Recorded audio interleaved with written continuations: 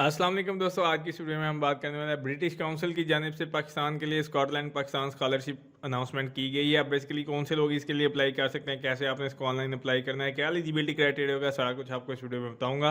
तो आपने इस वीडियो को एंड तक जरूर देखना है, कोई भी चीज़ को आपने स्किप नहीं करना। अगर आप चैनल पर नए हैं तो चैनल को जरूर सब्सक्राइब कर लें, मैं इसी तरह की वीडियोज़ वगैरह अपलोड करता रहता हूँ। तो चलिए दोस्तों वीडियो को स्टार्ट करते हैं। अब यहाँ पे अगर आप देखें, ये मेरे पास इनकी ऑफिशियल वेबसाइट है BritishCouncil.pk। आगे यहाँ पे आपको लिंक डिस्क्रिप्शन में मैं डाल दूंगा, आप यहाँ पे डायरेक्ट आ सकते हैं। अब यहाँ पे जो है दो तरह की स्कॉलरशिप हैं। यहाँ पे अगर आप स्क्रॉल करते हैं तो यहाँ पे मैं नीचे आपको दिखा देता हूँ। एक है Scotland Pakistan scholarship for young women girls, जो कि बैचलर के लिए है, और दूसरी जो यहाँ पे अगर आप देखें तो वो है मास्टर और एमफिल के लिए। सबसे पहले हम बात कर लेंगे बैचलर और जो मतलब अंडर ग्रेजुएट के लोग हैं वो कैसे अप्लाई कर सकते हैं। ये बेसिकली जो है गर्ल्स के लिए है, इसमें खासतौर पे लड़कियां ही अप्लाई कर सकती हैं, लड़कों के लिए ये नहीं है। अब यहाँ पे जो है Scotland Pakistan scholarship for young women and girls bachelor के लिए 2022-23। अब बेसिकली ये प्रोग्राम इस तरह से होता है कि जो लोग ग्रेजुएट स्टडी में अभी लड़के जो लड़कियाँ यानी कि एनरोल्ड हैं या वीमेन वो भी पढ़ रही हैं, जो कि HEC रिकॉग्नाइज्ड यूनिवर्सिटी होनी चाहिए, तो वो अपना जो मतलब एम है उनका, उनको अपनी स्टडी कंप्लीट करने के लिए, तो अपने गोल्स को अचीव करने के लिए, तो उसमें ये आपको जो है ना फुल्ली फंडेड ये किस्म की स्कॉलरशिप प्रोवाइड करेंगे। ठीक है। अब यहाँ पे अगर आप नीचे देखें तो यहाँ पे आपको बेसिकली लिखा भी हुआ है कि अवॉर्डेड आपको क्या होगा। तो यहाँ पे उनको फैसिलिटेट किया जाएगा, यहाँ पे उनकी ट्यूशन फ़ीस फॉर कोर्स, जो कि सारे कोर्स की वो आपकी ट्यूशन फ़ीस देंगे, यूनिवर्सिटी हॉस्टल कॉस्ट जितनी भी होती है वो सारा कुछ करेंगे, travel to home from university और सारा कुछ वो यहाँ पे आपको मेंशन करेंगे। देन इसके बाद यहाँ पे सब्जेक्ट एरियाज़ कौन से हैं कि कौन से मतलब के लोगों के लिए जो कवर किया जाएगा। तो यहाँ पे 4 ईयर आपकी बैचलर डिग्री होनी चाहिए। अब ये अप्लाई के लिए 4 ईयर रिकमेंड नहीं है, बेसिकली ये है कि आप एनरोल्ड हों, ठीक है, यूनिवर्सिटी के लिए। अगर आप चाहते हो रिकॉग्नाइज यूनिवर्सिटी में आप पढ़ रहे हो तो उसमें जो आपके जो क्या लो कि एजुकेशन है, sustainability, energy, food security and agriculture, health sciences, ये वाले सब्जेक्ट एरिया में अगर आप एजुकेशन ले रहे हैं तो ये वाली स्कॉलरशिप आप लोगों के लिए। बेसिकली यहाँ पे एलिजिबिलिटी क्राइटेरिया की बात कर लेते हैं तो फीमेल एप्लीकेंट सिर्फ यहाँ पे अप्लाई कर सकते हैं, जैसे मैंने आपको स्टार्ट में बताया था। देन उसके बाद इन एडिशन एप्लीकेंट्स मस्ट भी पाकिस्तानी और पाकिस्तान में आप रहने चाहिए। ठीक है। देन उसके बाद जो है यहाँ पे उन्होंने लिखा बी परसुइंग अ 4 ईयर बैचलर डिग्री, या उससे अबव जो है आप जो सब्जेक्ट ऊपर दिए हुए हैं तो उसके मुताबिक आपने जो है 4 ईयर आपकी bachelor degree. Then hold a confirm admission from HEC, यानी कि आपने अभी रिसेंटली यानी कि आप अभी डिग्री कर रहे हो किसी भी मतलब सेमेस्टर में हो, तो आपके लिए जो है यहाँ पर उन्होंने मेंशन किया हुआ है कि आप अभी जो है HEC रिकॉग्नाइज्ड यूनिवर्सिटी से होल्ड अ कंफर्म एडमिशन, कि आपने उसमें एडमिशन लिया हो जो कि HEC रिकॉग्नाइज्ड यूनिवर्सिटी होनी चाहिए, तो आप लोग इसके लिए अप्लाई कर। अब बेसिकली ये बैचलर्स के लिए है, दूसरी जो है वो मास्टर और एमफिल के लिए। उसके लिए जो है आपको बैचलर डिग्री चाहिए होगी, इसके लिए जो है आपको अंडर ग्रेजुएट यानी कि आप फिल वक्त अभी यूनिवर्सिटी में एडमिशन लिया हो या आप जो है स्टार्ट कर रहे हो अपनी यूनिवर्सिटी। देन आपने इसको अप्लाई कैसे करना है तो वो मैं यहाँ पे आपको बता दूंगा। इसकी जो डेडलाइन है वो 20 अक्टूबर है। 20 अक्टूबर से पहले पहले जो है आपने इसकी एप्लीकेशन को ऑनलाइन सबमिट करना है।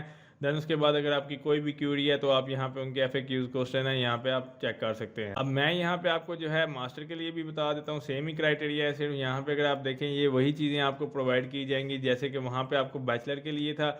अब यहाँ पे जो है मास्टर के लिए है, और यहाँ पे जो है 2 ईयर मास्टर एमफिल डिग्री के लिए जो है यूनिवर्सिटी वही होनी चाहिए, रिकॉग्नाइज्ड यूनिवर्सिटी। देन इसके बाद आपको यहाँ पे सेम वही चीज़ें दी जाएंगी, ट्यूशन फीस, हॉस्टल वगैरह सारा कुछ यहाँ पे आपको मिलेगा। ये सेम कैटेगरीज हैं जो कि ऑलरेडी आपको मैंने बैचलर में बताई थी।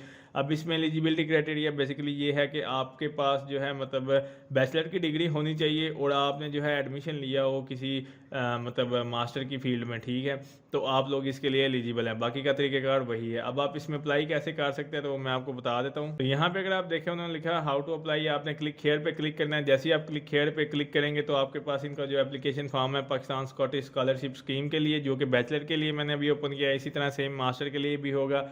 सबसे पहले यहाँ पे अगर आप देखें तो यहाँ पे है फुल नेम, जेंडर, बेसिकली आपको पता है कि फीमेल के लिए है, डेट ऑफ बर्थ और कंट्री ऑफ बर्थ यानी कि किस जगह पे आप पैदा हुए। दूसरे नंबर पे आपके पास ऑप्शन है कॉन्टैक्ट इन्फॉर्मेशन का, कि आप इस वक्त अभी किधर रह रहे हो, परमानेंट एड्रेस आपका क्या है, डोमिसाइल आपका क्या है। ये बेसिकली जो आपके ID कार्ड के ऊपर चीज़ें होंगी सेम एज इट इज़ आपने लिखनी है। डोमिसाइल आपका जिस भी जगह का है, यहाँ पे कोई मेंशन नहीं है कि फलां जगह के लोग अप्लाई कर सकते हैं।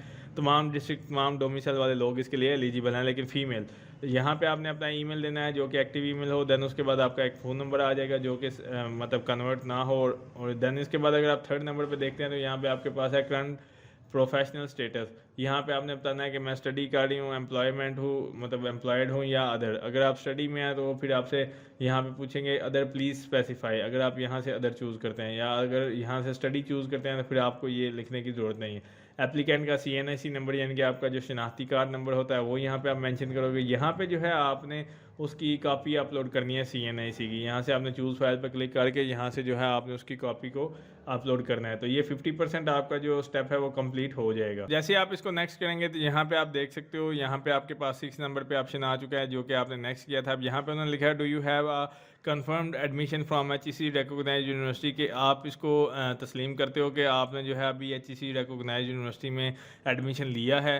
तो यहाँ पे अगर येस है तो प्लीज़ कंप्लीट दिस इन्फॉर्मेशन। तो बेसिकली वो यहाँ पे पूछ रहे हैं कि आपने किस यूनिवर्सिटी में एडमिशन लिया, तो वो उसका नेम लिखोगे, उसके बाद कैंडिडेट का रजिस्ट्रेशन नंबर। जाहिर सी बात है जब आप एक यूनिवर्सिटी में जाते हैं आपका रोल नंबर या एक रजिस्ट्रेशन नंबर आपको मिल जाता है, वो यहाँ पे आपने लिखना है। डिग्री टाइटल कौन सी है वो यहाँ से आपने बताना है, मतलब MSc एग्रीकल्चर है, MA एजुकेशन है या MS जो भी है वो यहाँ से आप मेंशन करेंगे। ठीक है, जैसे कि मैंने आपको ऑलरेडी बताया जो फील्ड वहाँ पे मेंशन है उसी के ऊपर आपको ये स्कॉलरशिप मिलेगी। अब बेसिकली यहाँ पे एकेडमिक ईयर है कि आपका ईयर कब स्टार्ट हो रहा है कब ख़त्म होगा, वो यहाँ पे आप बताओगे। ड्यूरेशन ऑफ कोर्स आपका कितना है, 1 साल है, 6 महीने है, जितना भी है।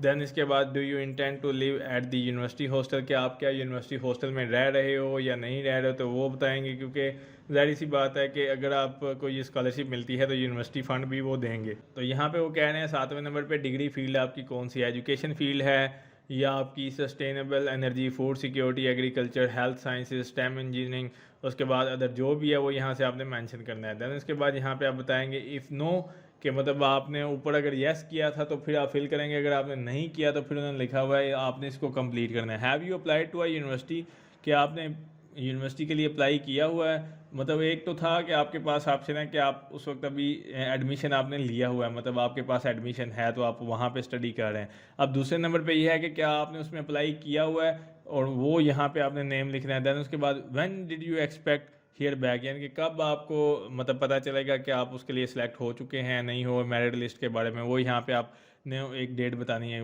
Please give all the detail, ठीक है। देन इसके बाद यहाँ पे अगर आप नीचे देखते हैं have you ever been awarded any scholarship, यानी कि अगर आपने कभी आपको स्कॉलरशिप मिली हो कोई इंटरनेशनल, कोई HEC की तरफ से या कुछ भी इस तरह से, तो वो यहाँ पे आपने बताना है स्कॉलरशिप का नेम क्या था, टोटल अमाउंट आपको कितनी मिली थी, 1 लाख मिला था, 10 लाख मिला था, 3 लाख, जितनी भी मिली थी वो, टोटल स्कॉलरशिप का पीरियड कितना था, यानी कि होल डिग्री आपने की थी तो वो आपने बताएंगे कि 4 साल, 3 साल, 1 साल जो भी था। क्लास लेवल कौन सा था, मतलब कॉलेज में मिली थी, यूनिवर्सिटी में मिली थी, स्कूल में मिली थी, वो बताएंगे। नेम ऑफ इंस्टीट्यूशन के जिस जगह से आपको मिली थी वहाँ पे आप जो पढ़ रहे थे उसका नेम आपने यहाँ पे लिखना है। देन यहाँ पे अगर आपने बताना है कि अब यहाँ पे है कंप्लीट एजुकेशन, यानी कि आपने बताना है ओनली इंक्लूड वही डिग्री करनी है जो कि आपने रिसेंटली की हुई है, ठीक है। अब यहाँ पे डिग्री कोर्स है कि मतलब आपने कौन सा कोर्स किया था। देन उसके बाद डिग्री का टाइटल एक होता है कि FSc प्री इंजीनियरिंग थी या बैचलर इन आर्ट्स था या जो भी था वो यहाँ पे आप लिखोगे, कब कंप्लीट हुआ था, GPA आपका कितना है या टोटल नंबर कितने थे, और कौन से नेम बताना है यूनिवर्सिटी का या इंस्टीट्यूट का जिधर से आपने वो डिग्री की थी। देन यहाँ पे 11वें नंबर पे है फाइनेंशियल स्टेटमेंट इन्फॉर्मेशन। अब बेसिकली यहाँ पे है एप्लीकेंट एम्प्लॉयमेंट स्टेटस, कि अगर आप कहीं पे काम कर रहे हो तो आप बताओगे, अगर आप सेल्फ एम्प्लॉयड हैं तो, अगर नहीं तो भी आपने नॉट एम्प्लॉयड पे क्लिक कर देना है। देन यहाँ पे आपके पास ऑप्शन है एप्लीकेंट एम्प्लॉयमेंट डिटेल।